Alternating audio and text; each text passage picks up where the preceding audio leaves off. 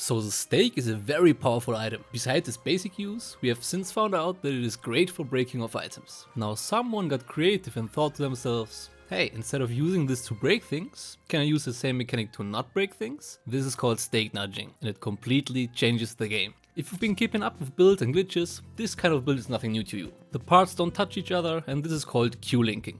Earlier we had to use flame entanglement to get this, and would let a wooden weapon disappear without affecting the build. So until now it was mostly a straight line that disappeared, as it had the form of the weapon. However, Professor Parsnips on the Hyrule Engineering Discord found this new mechanic, stake nudging, and it is way better.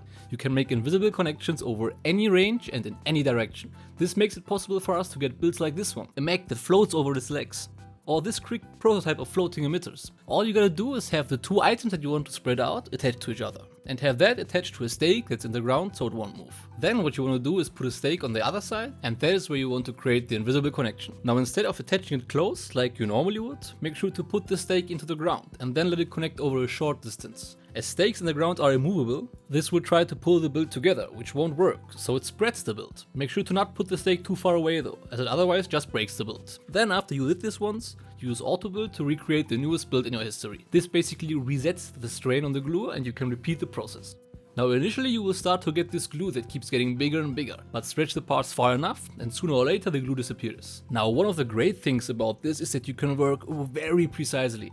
Over are the times of your hoverbikes being unbalanced, and you can even get angles that are lower than 45 degrees. The tip I want to give you, use actual items, not the green auto build stuff. You will have to recreate the build many times, as you can only do a short distance at a time, and if you aren't using real parts, this will eat into your zoned resources fast. For the same reason I wouldn't recommend using stuff like the railing, as it can only be auto build. If you want to use a railing, it's better to attach it later. Otherwise your leftovers might end up looking like this.